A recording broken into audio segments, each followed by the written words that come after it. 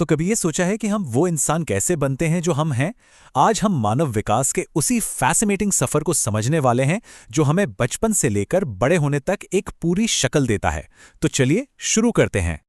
तो सबसे बड़ा सवाल यही है, क्या हमारा विकास एक सीधी, लगातार चलने वाली प्रोसेस है या फिर ये अलग-अलग पड़ावों में मतलब स्टेजेस में होता है? ये वो बहस है जिसने दशकों से मनोवैज्ञानिकों को उलझा रखा है और आज हम इसी की पड़ताल करेंगे। अच्छा, इस सफ़र को समझने के लिए ना सबसे पहले हमें दो बहुत ही बुनियादी शब्दों के बीच का फ़र्क समझना होगा। एक है वृद्धि और दूसरा है विकास। हम इन्हें अक्सर एक दूसरे की जगह इस्तेमाल कर लेते हैं, पर असल में ये बहुत अलग हैं। देखिए, वृद्धि यानी ग्रोथ पूरी तरह से फिजिकल और नापने लायक होती है, जिसे हमारी हाइट, हमारा वेट, जो एक उम्र के बाद रुक जाता है। दूसरी तरफ है विकास यानी डेवलपमेंट, जो जिंदगी भर चलने वाली एक बहुत बड़ी प्रक्रिया है। इसमें सिर्फ शारीरिक बदलाव नहीं, बल्कि हमारे हुनर, हमारी समझ, हमारी भावनाएं, ये सब कुछ शामिल है। इसे समझने का सबसे आसान तरीका यह है, मान लीजिए कि विकास एक बहुत बड़ा दायरा है और वृद्धि उस दायरे के अंदर एक छोटा सा हिस्सा है।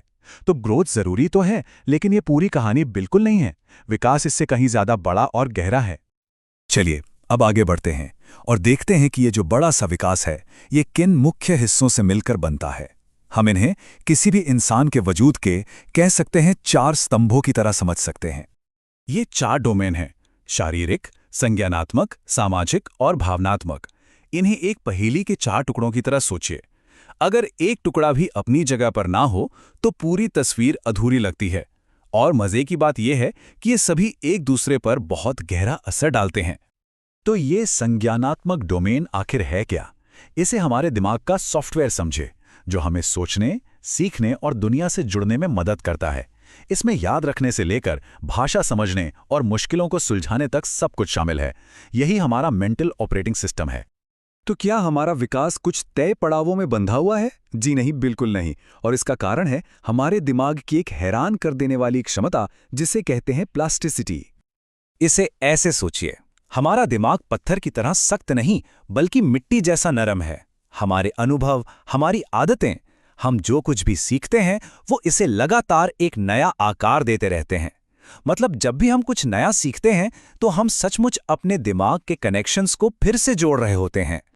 और ये लाइन इस बात को कितने शानदार ढंग से सामने रखती है। इसका सीधा सा मतलब ये है कि सीखना और बदलना किसी भी उम्र में मुमकिन है। हमारा दिमाग कभी सीखना बंद नहीं करता, बस हमें उसे मौके देते रहना है। ये एक बहुत ही पावरफुल सोच है ना? अब विकास सिर्फ एक अंदरूनी प्रोसेस नहीं है, इस पर बाहरी दुनिया यानी हमारे समाज की उम्मीदों का भी बहुत गहरा असर पड़ता है। मनोवैज्ञानिक इसे विकासात्मक कार्य कहते हैं। ये क्या है? ये समाज के बनाए हुए कुछ अनकहे माइलस्टोन हैं।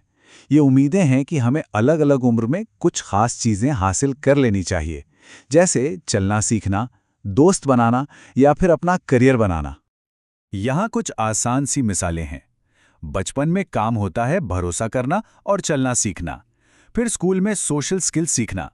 किशोरावस्था अपनी पहचान खोजने के बारे में है और वयस्कता में काम और रिश्तों के स्तंभों को बनाना होता है। ये वो सामाजिक स्क्रिप्ट हैं जिनका हम अक्सर जाने अनजाने पालन करते हैं। तो हम इन सामाजिक पड़ावों तक पहुंचते कैसे हैं? और ये हमें वापस उसी मूल सवाल पर ले आता है जिससे हमने शुरुआत की थी।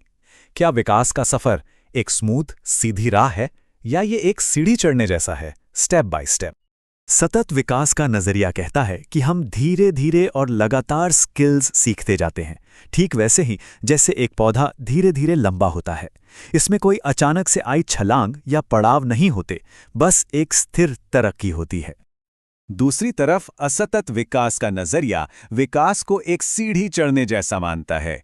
हर पड़ाव, हर स्टेप पिछले से बिल्कुल अलग होता है, जिसमें सोचने और दुनिया को देखने के नए तरीके सामने आते हैं।